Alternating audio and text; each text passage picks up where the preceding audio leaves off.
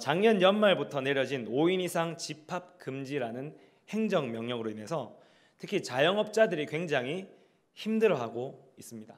신문이나 뉴스 기사를 보면 너무나 쉽게 그런 안타까운 기사들을 우리가 확인할 수가 있는데요.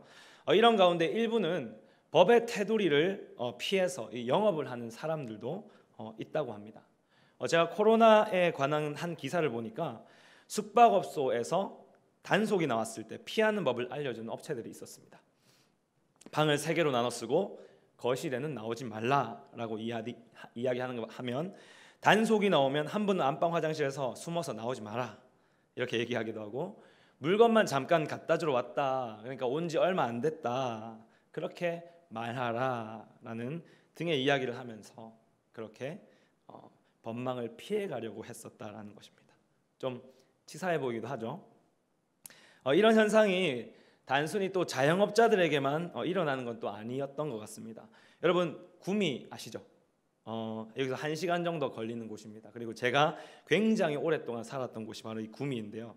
구미에서는 이런 일이 있었다고 합니다. 친구들과 어울려서 술 한 잔을 하고 싶은데 이제 5인 이상 모일 수가 없으니까 숙박업소에 방을 빌려서 3명이 먼저 들어가고 2명이 나중에 따로 들어가서 같이 만나서 술을 마시는 그런 사람들이 있었다고도 합니다. 참 기발한 생각이죠. 영화의 한 대사인 꼭 그래야만 했냐라는 그런 대사가 떠오르는 순간인 것 같은데요. 어쨌든 우리는 이 사람들의 이러한 행동을 두고 무엇이라 표현합니까? 바로 꼼수를 쓴다라고 표현을 합니다. 이 꼼수라는 말은 째째한 수단이나 방법을 가리키는 말인데요. 이 말은 원래 바둑 용어이긴 하지만 사회 전반에 걸쳐서 다양하게 사용되고 있는, 나타나고 있는 그 현상에 흔히 사용되고 있습니다. 우리가 잘 아는 방송사만 해도 그렇죠. 제가 아들이 태어난 뒤로는 TV를 마음대로 볼 수가 없는 그런 상황이긴 한데요. 요즘 TV를 보면 몇 년 전과는 굉장히 달라진 것이 있더라고요. 무엇이었을까요? 광고가 굉장히 많아졌다라는 것입니다. 특히나 지상파 방송은 과거에 그렇지 않았는데 마치 종편 방송에서나 볼 수 있었던 그런 일을 하고 있었다는 것입니다. 프로그램을 2부로 나눠서 그 사이에 이제 광고를 이렇게 방영하는 그런 일이 있었다는 것이죠. 그리고 좀 심할 때는 1시간짜리 프로그램을 3부로 나눠서 그 사이사이 계속해서 광고를 넣는 그런 일을 하기도 했었습니다. 광고 수익을 조금 더 얻기 위해서 이렇게 꼼수를 쓰고 있다는 것이죠. 그리고 한때 많은 이슈를 낳았던 것이 있죠. 유튜버들의 간접 광고. 이건 역시도 수익을 좀 더 극대화하기 위한 그런 꼼수였습니다. 이처럼 많은 사람들은 법망을 피해 자신의 욕심을 채우려고 꼼수를 부리고 있다는 것입니다. 그런데 이 꼼수를 쓰는 사람들이 우리 사회 속에만 있는 것은 아닌 것 같습니다. 우리가 살필 성경에도 나옵니다. 그들이 누구일까요? 이 사람들은 과연 어떤 꼼수를 부렸던 걸까요? 그리고 예수님은 이런 사람들에 대해서 무엇이라 가르치고 계신 걸까요? 오늘 좀 멀게만 느껴질 수도 있는 이 본문을 우리가 함께 살펴보고 우리 삶을 점검하는 그런 귀한 시간 되시길 간절히 소망합니다. 먼저 성경 속 꼼수를 쓰는 사람들 누구였을까요? 바로 먼저 된 자들이었습니다. 앞선 본문에서 노하지 말라라는 이 말씀을 마치신 예수님은 오늘 본문에서 간음에 관련된 이야기를 하기 시작하시는데요. 여기서 예수님은 간음하지 말라라는 말을 너희가 들었으나 라고 하시면서 과거에 이 말씀을 먼저 하셨고 또 이 말씀을 먼저 들었던 자들이 있었음을 이야기하고 계십니다. 먼저 들었던 자들 누구입니까? 여러분 너무나 잘 알고 계시는 그 사람들이 맞습니다. 하나님의 은혜로 애굽 땅에서 구원받았던 이스라엘 백성들이 바로 그 주인공들이죠. 열방의 구원을 위해 하나님께 택함 받은 먼저 된 자들이었습니다. 이들은 시내산에서 하나님으로부터 10가지 계명, 즉 10계명을 받게 되는데요. 그 계명 중 7번째로 말씀하셨던 것이 바로 이 간음하지 말라였습니다. 그런데 왜 하나님은 이스라엘에게 이 간음하지 말라라는 것을 꼭 지켜야 할 계명으로 주셨던 걸까요? 여러분, 간음이 무엇을 의미하는지 잘 아시죠? 간음이 무엇입니까? 간음은 혼인 중인 사람, 한 남자 혹은 한 여자와 결혼해서 가정에 있는 사람이 그 배우자 이외의 상대와 가지는 성관계, 즉 합법적인 관계를 벗어나서 가지는 성관계를 간음이라고 이야기합니다. 이것이 우리들의 생각에는 어떤 일입니까? 지금 이런 일이 일어났다라고 그렇게 소문이 나면 우리 SNS에서 무슨 일이 일어나죠? 우리 신상털기라고 하죠. 그 신상털기를 마구 하게 될 것입니다. 그리고 기사가 인터넷에 뉴스 기사들이 엄청나게 뜰 것이고요. 그 기사에는 그렇게 살지 말라는 그런 댓글들이 쭉쭉쭉 수없이 달리게 될 것입니다. 이 간음은 지금도 불법이지만 오늘 본문의 시대에도 당연히 불법이었습니다. 그런데 이것이 불법이 아닌 그런 것처럼 여겨지는 때도 있었습니다. 언제였을까요? 바로 모세가 그리고 이스라엘 백성들이 이 십계명을 받던 그 당시입니다. 그 당시 고대 근동 지방의 사람들은 이미 종교나 사회에서 이 간음을 신성시하거나 관습화하고 있었습니다. 즉 간음을 하는 것이 일반적이었다는 것이죠. 이해할 수는 없겠지만 주석가 바클레이에 의하면 고대 종교에서는 종교마다 정도의 차이는 있지만 그 무엇보다도 자연의 생산력을 신성화했다라고 이야기합니다. 이것을 신성화할 수밖에 없었던 이유는 예를 들어서 이제 옥수수를 자라게 하고 포도나무 열매를 맺게 하고 올리브나무 열매를 거두게 하기도 하는, 또 어린 양을 생산하기도 하게 하는 그 자연의 생산력보다 더 놀랍고 신성한 것을 찾아볼 수 없었기 때문입니다. 그 어디에도 이런 신성함이 없었다라는 것이죠. 그래서 대부분의 문화권에서는 이 자연의 생산력을 신성화했던 것입니다. 그러면 더 나아가서 이러한 생명력의 최고 절정이라고 볼 수 있는 인간을 생산하는 일은 어땠을까요? 그들은 당연히 이걸 최고로 여겼습니다. 그런 이유로 인간을 생산하는 행위인 성교, 이 섹스는 사람들에게 너무나도 고귀한 것으로 여겨졌다라는 것입니다. 그래서 종교적 제사가 이루어지는 장소인 이 사원에서는 제사를 섬기는 사제들과 제사하는 예배자들 사이에 은밀한 성관계가 자연스럽게 이루어졌습니다. 사원에서 봉사하는 수백 명의 여사제들은 사원을 찾는 이 남성들과 부적절한 관계를 맺었고 그들로부터 받은 돈을 이제 헌물로 바치는 그런 일을 했다라는 것입니다. 근데 여사제들뿐만 아니라 남사제들도 있었습니다. 그 남사제들 역시도 마찬가지로 이런 일을 했다는 것이죠. 신전을 찾는 여성 예배자들과 부적절한 성관계를 가졌다라는 것입니다. 그렇지만 이게 우리가 볼 때는 굉장히 부적절하고 부정적인 것이지만 당시 문화에서는 오히려 생산력을 예비하는 신성한 행위, 그렇게 여겨졌다는 것입니다. 믿을 수 없는 일들 진짜일까요? 이것이 진짜란 증거는 성경에서도 찾을 수 있습니다. 우리 한번 확인해 봅시다. 신명기 23장 17절 18절 말씀입니다. 우리 한번 읽어볼까요? 신명기 23장 17절 18절 말씀입니다. 시작. 이스라엘 여자 중에 창기가 있지 못할 것이요 이스라엘 남자 중에 남창이 있지 못할지니 창기가 번 돈과 개 같은 자의 소득은 어떤 서원하는 일로든지 내 하나님 여호와의 전에 가져오지 말라. 이둘은 다 내 하나님 여호와께 가증한 것임이니라. 아멘. 신명기 말씀에서 하나님은 창녀와 남창이 백성 가운데 있어서는 안 되며 그렇게 번 돈을 성전에 가지고 오지 말라라는 경고를 하고 계시죠. 이것은 곧 이런 행위를 하는 사람들이 있었음과 또 이런 일을 통해서 돈을 벌어서 신전에 바치는 사람들이 있었음을 말해주는 증거입니다. 성경의 기록은 또 여기서 멈추지 않습니다. 역사의 흐름 속에서 이런 행위들이 계속되어 왔음을 증거해주고 있습니다.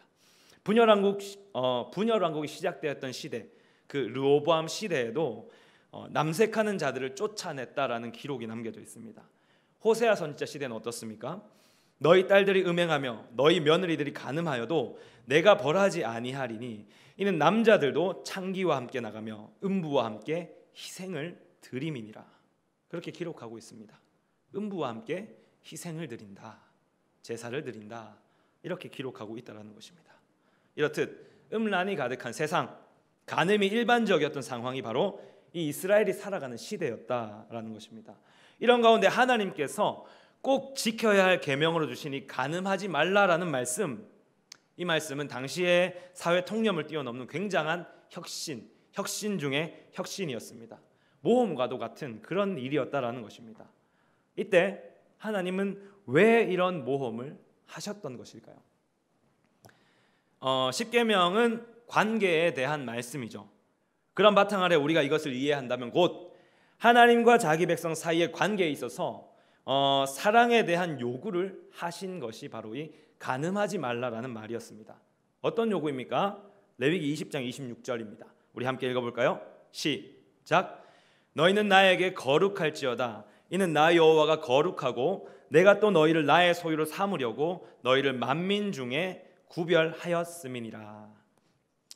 이렇듯 하나님은 자기 손으로 구원한 자기 백성, 사랑의 대상으로서 자기 백성에게 거룩을 요구하고 있다라는 것입니다. 다시 말해 하나님이 간음하지 말라라고 하신 이유가 자기 백성의 거룩을 위해서 자신의 모습을 본받아서 거룩한 삶을 살아가라고 그렇게 명령하셨다라는 것이죠. 하나님의 소유가 된 백성에게 그럼 이 하나님의 법은 무엇입니까? 반드시 지켜야 할 철칙과도 같은 것이 바로 이 하나님의 법이다라는 것이죠. 그래서 고대 유대인들 사회에서는 이런 말이 있습니다. 지옥에서 결코 돌아올 수 없는 사람이 있는데 그 사람이 3명 있다고 생각했답니다. 첫째는 사람들 앞에서 자기 동료를 창피하게 하는 사람, 둘째는 자기 동료를 무례한 별명으로 부른 사람, 그리고 셋째는 간음을 범한 사람입니다. 이렇듯 유대인들은 하나님의 법을 지켜야 되기 때문에 이 간음을 커다란 악행으로 여겼다라는 것입니다. 그래서 잠언에는 이렇게 얘기하죠. 여인과 간음한 자는 무지한 자라. 이것을 행하는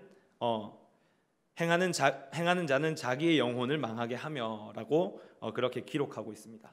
또 주후 70년 9월 26일 로마 황제 티투스에 의해서 예루살렘이 정복되는 그런 일들이 있었는데요.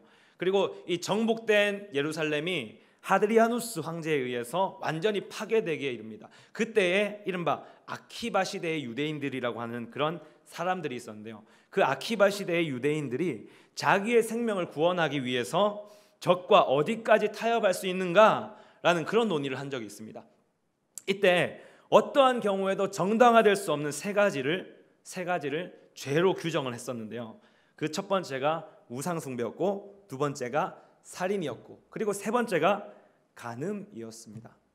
이처럼 간음은 절대로 용서받을 수 없는 죄, 지어서는 안 되는 죄로 여겨졌다라는 것이죠. 뿐만 아니라 자신들의 율법서인 이 미시나에도 보면 간음을 저질렀을 때 간음한 남녀를 함께 교수형에 처하라라는 그런 규칙까지 정해 놓았다라는 것입니다. 그런데 여기서 재미있는 것은 이렇게 간음은 악행이다, 죽어서 마땅한 죄다, 그렇게 규정지어서 이야기를 하지만 이스라엘의 역사에 있어서는 이 간음이 끊어지지 않았다는 것입니다. 규정은 규정일 뿐 욕정은 채워야겠다는 생각이 그들에게 있었다는 것입니다. 예레미야 5장 7절 8절 말씀인데요, 우리 한번 읽어보면 좋겠습니다. 예레미야 5장 7절 8절입니다. 시작. 내가 그들을 배불리 먹인즉 그들이 간음하며 창기의 집에 허다히 모이며 그들은 두루 다니는 살찐 수말같이 각기 이웃의 아내를 따르며 소리를 지르는도다. 네, 이것이 유대인들의 실상이었습니다. 그리고 거기에 더 심각한 일이 있었습니다. 예레미야 23장 14절인데요. 내가 예루살렘 선지자들 가운데서도 가증한 일을 보았나니 그들은 간음을 행하며. 하나님의 선지자들마저도 이렇게 간음을 행했다라는 것입니다. 이처럼 이 간음하지 말라는 말을 들은 자, 이 유대인들, 소위 말해 먼저 된 자들은 끓어오르는 욕정을 어떻게 할 수 없었던 것 같습니다. 이것을 해결할 방안을 찾아야만 했던 것이죠. 법의 테두리 안에 있지만 법의 빈틈을 이용해서 자신의 욕정을 채워야만 했다라는 것입니다. 즉 꼼수를 부려서 이 문제를 해결하고자 했다는 것이죠. 이에 그들은 어떤 꼼수를 부렸을까요? 그 꼼수, 과연 무엇이었을까요? 함께 말씀을 읽어보면 좋겠는데요. 제가 읽어드리도록 하겠습니다. 또 일렀으되 누구든지 아내를 버리려거든 이혼 증서를 줄 것이라 하였으나. 오늘 마태복음 말씀입니다. 네, 다시 한번 읽어드릴게요. 또 일렀으되 누구든지 아내를 버리려거든 이혼 증서를 줄 것이라 하였으나. 그들이 부렸던 꼼수, 그것은 바로 이 이혼 증서였습니다. 이 이혼 증서는 신명기 24장을 배경으로 하고 있습니다. 모세는 사람이 아내를 맞이하여서 데려온 후에 수치가 될 만한 일을 발견하거든 이혼 증서를 써서 내보내어 주라, 그렇게 이야기했습니다. 여기에서 이혼 증서는 이혼을 증명하는 일종의 확인서죠. 여기에는 이혼에 대한 자세한 이유를 기록해야만 했었는데요. 왜냐하면 이혼을 당하는 여인이 만약에 부정한 이유로 쫓겨나게 된다, 그렇게 될 경우에는 그 여인은 돌로 쳐서 죽임을 당하게 되기 때문입니다. 그렇기 때문에 이혼 증서는 반드시 상세하게 기록이 되어 있어야 했던 것이죠. 그런데 이 이혼 증서의 목적이 무엇이겠습니까? 이혼 증서의 목적, 돌로 쳐 죽임을, 이혼했다라는 소문이 퍼지면 이 사람들이 음행했다라는 생각을 하겠죠. 그런 것으로부터 보호하기 위한 목적이 있었다라는 것입니다. 가정에서 절대적인 권위를 가졌던 남편의 힘을 제한하는 것이죠. 그래서 그 여자와 여자의 가정의 생명과 인격을 보호하기 위함이었다라는 것입니다. 모세는 이러한 목적 아래 이혼 증서를 써주라고 했던 것이죠. 그런데 유대인들은 이것을 좀 자기들의 소견에 옳은 대로 해석했는지 이 부분을 잘못 해석하고 있었던 것 같습니다. 마태복음 19장에 보면 예수님이 이혼에 대하여 가르치는 부분이 나오는데요. 여러분 가정에 성경책이 다 있으시죠? 지금도 성경책을 다 꺼내고 계시죠? 우리 한번 성경책을 넘겨봅시다. 마태복음 19장 넘겨볼까요? 마태복음 19장 3절을 한번 보면 좋겠는데요. 그 3절에 보면은 바리새인들이 예수님께 나와서 이렇게 질문합니다. 사람이 어떤 이유가 있으면 그 아내를 버리는 것이 옳으니까? 이 예수님이 뭐라고 대답하죠? 그 둘이 한 몸이니 하나님이 짝지어진 것을 사람이 나누지 못할 것이라 라고 말씀하십니다. 그런데 예수님의 이 말에 다시 바리새인이 묻습니다. 그러면 어찌하여 모세는 이혼 증서를 줘서 버리라 명하였나이까? 예수님이 여기에 대해서 다시 말씀하시죠.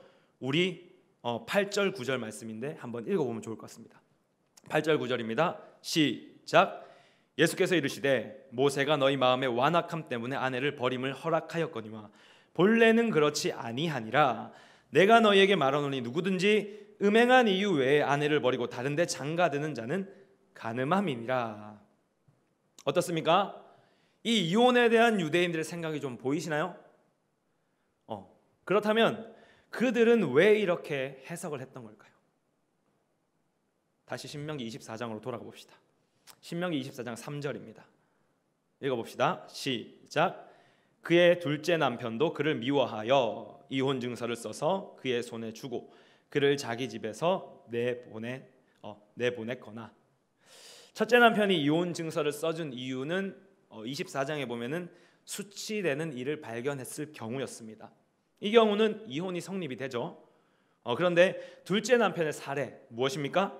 단순히 미워하여라고 표현하고 있죠. 미워하여 이혼 증서를 써서 줬다. 이것은 예수님의 입장에서는 용납될 수 없는 것이죠. 하지만 이 유대인들은 이 구절을 가지고 꼼수를 부리기 시작합니다. 역사적으로 보면 바리새파에는 두 학파가 있었습니다. 바리새파의 양대 산맥으로 불리는데요. 바로 율법 해석을 좀 엄격하게 하는 샹마이라고 자막이 되는데 샴마이 학파입니다. 샴마이 학파. 그리고 율법 해석에 있어서 조금 유연하게 해석을 했던 힐렐 학파입니다. 사도 바울의 스승이었던 가말리엘을 여러분 아시죠? 그 가말리엘이 바로 이 힐렐 학파였습니다.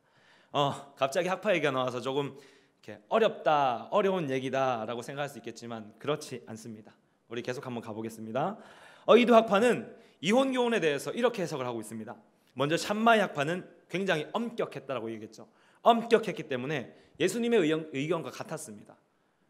간음한 그런 음행한 이유 외에는 이혼은 안 된다라는 것이었고요. 반면 힐렐 학파는 아내가 남편을 위해 음식을 잘 만들지 못한다 그렇게 이야기하면 이혼할 수 있었습니다.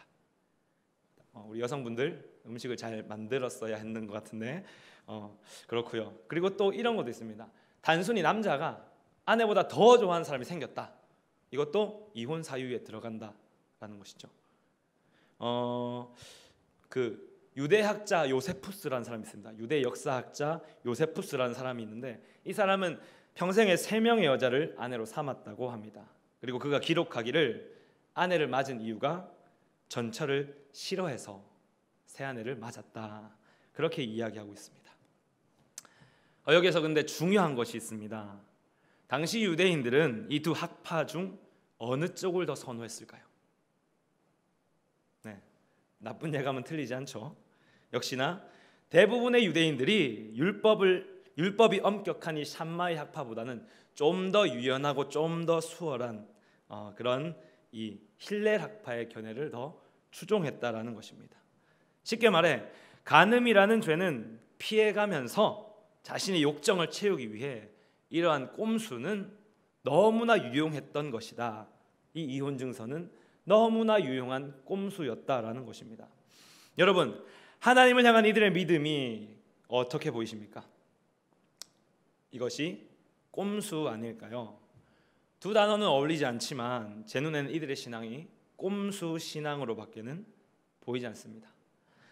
하나님의 백성이라는 테두리 안에는 머물고 싶고, 그리고 마음의 행실은 세상과 다름없이 지내고 싶어하는 그들의 이런 모습, 이것 자체가 꼼수라는 생각이 들기 때문입니다. 먼저 된 자들이라고 하는 이 사람들의 모습이 고작 꼼수나 부리고 있는 그런 안타까운 모습이다라는 것이죠. 그럼 이제 예수님은 이런 꼼수를 부리는 이들에게 무엇을 가르치고 있습니까? 우리 마지막으로 한번 따라해 봅시다. 더 나은 의로 나아가라. 네, 여기 계신 분들 이렇게 식사를 안 하셨나 봐요. 더 나은 의로 나아가라. 그렇게 예수님은 말씀하고 있습니다. 우리 말씀 28절을 읽어보면 좋을 것 같습니다. 시작. 나는 너에게 이르노니 음욕을 품고 여자를 보는 자마다 마음에 이미 간음하였느니라. 예수님은 지금 음욕을 품고 여자를 보는 자마다 마음에 이미 간음한 것이라고 단정지어서 말씀하고 있습니다. 여기서 음욕을 품는다는 말은 곧 음행할 목적, 간음할 목적을 가지고 여자를 바라보는 것을 말하는 것입니다. 이런 생각이 마음에 든 순간 이것은 간음이다, 이렇게 정의하고 있다라는 것이죠. 대한민국 남성들이요, 희소식이 있습니다.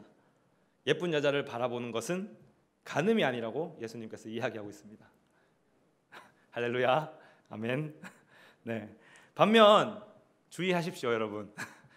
음행의 목적을 띠는 순간, 그 예쁜 여자 바라보다가 음행의 목적을 띠는 순간 이것은 간음으로 간주될 것이라는 겁니다. 여기서 음행이란 복합적인 의미를 담고 있습니다. 간음은 유부남, 유부녀가 남편과 아내 외에 다른 사람과 성관계를 맺는 것을 가리키는 반면에 음행이라는 이 말은 이 간음을 포함한 모든 음란한 행위를 일컫기 때문입니다. 또 예수님은 32절에서 누구든지 음양한 이유 없이 아내를 버리면 이는 그로 간음하게 하는 것이다. 또 버림받은 여자에게 장가드는 자도 간음한 것이다. 그렇게 간음을 정의하고 있는데요. 여기서 음행한 이유 없이 아내를 버리면 이는 그로 간음하게 하는 것이다. 그리고 버림받은 여자에게 장가드는 자도 간음한 것이다 라고 하시는 이유는 뭘까요? 예수님의 말대로라면 재혼이 불가능할 것 같은데 정말 그런 걸까요? 이 말은 음행한 이유 없이 아내를 버렸다는 맥락 아래에서 이해해야만 합니다. 예수님이 정의하신 단 한 가지의 이혼 사유가 바로 이 음행이죠. 여자든 남자든 음행한 이유가 있다면 그것은 곧 간음입니다. 그러나 음행의 사유가 아니라 남편이 아내가 싫어졌다거나 요리를 못해서 버렸다거나 아내가 마음에 안 들어서 버렸다거나 하는 행위는 모두 이혼 사유에 용납이 될 수 없습니다. 인정될 수 없다라는 것이죠. 음행한 사유가 아니기 때문입니다. 그러면 하나님이 보시기엔 어떻습니까? 아직 이 두 남녀는 음행한 이유가 없기 때문에 합법적인 부부관계라는 것입니다. 한 여인에게 이혼 증서가 있다라고 가정을 할지라도 이 증서에 적힌 사유가 음행이 아닌 다른 이유라면 이 여인은 아직 이혼한 것이 아니기에 곧 남편이 아직 있는 여인, 유부녀다라고 정의할 수 있을 것입니다. 그리고 이 유부녀에게 장가를 간다. 곧 이 행위는 버림받은 여인도 간음을 저지르게 되는 것이고 장가를 드는 사람도 간음이 되는 것입니다. 유부녀에게 장가를 갔기 때문에 그렇게 되는 것이죠. 그래서 예수님은 이것을 분명히 주의할 것에 대한 경고와 당부를 하고 계십니다.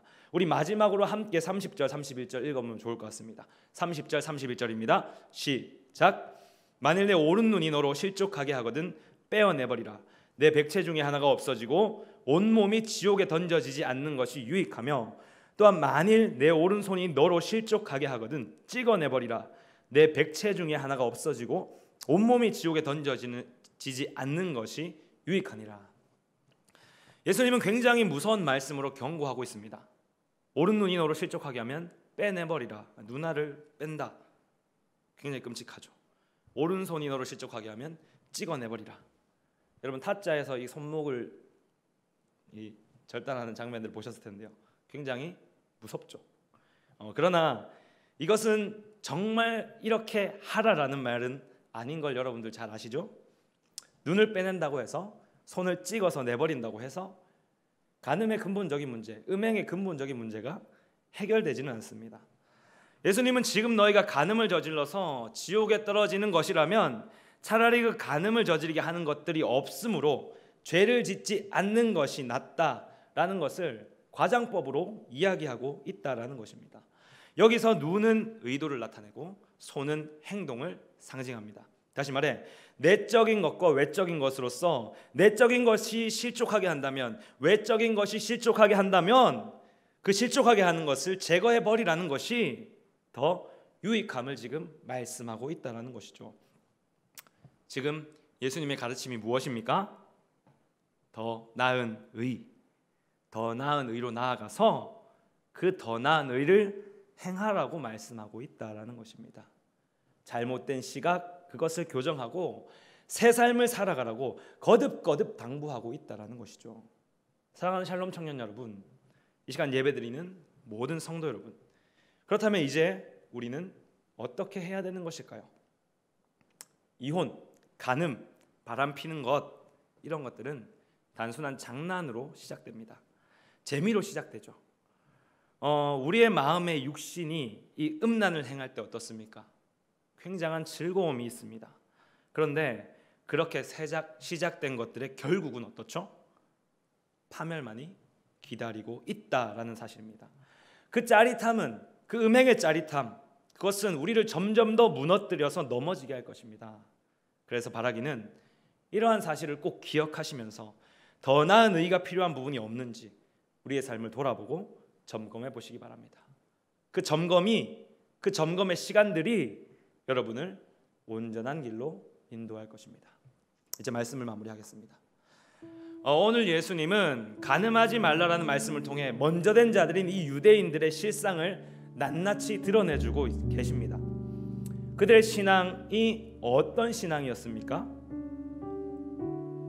하나님과 세상 사이에서 교묘하게 줄타기하며 살아가고 있는 꼼수 신앙이었습니다.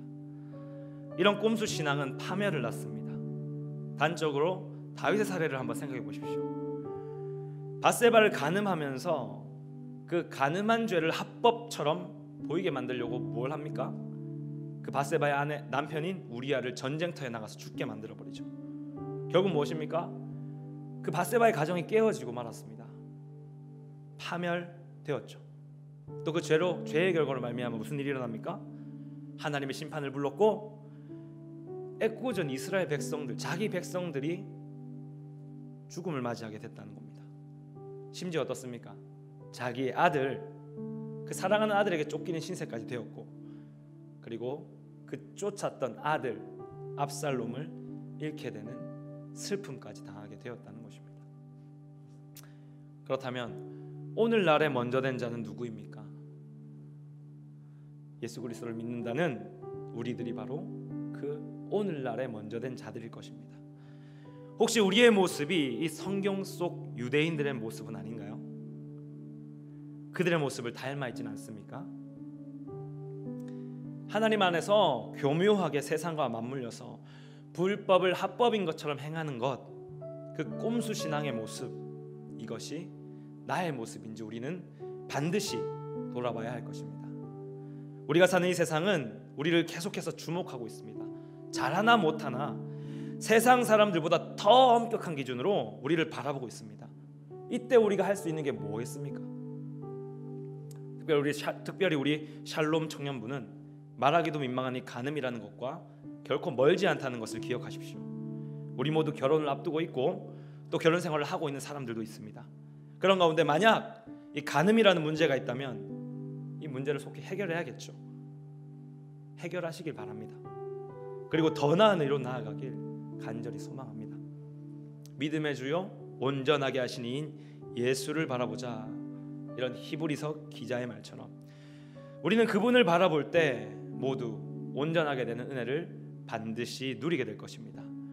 더 나은 의 되신 예수님을 따라 더 나은 의, 그것을 행할 수 있게 될 것이라는 말입니다.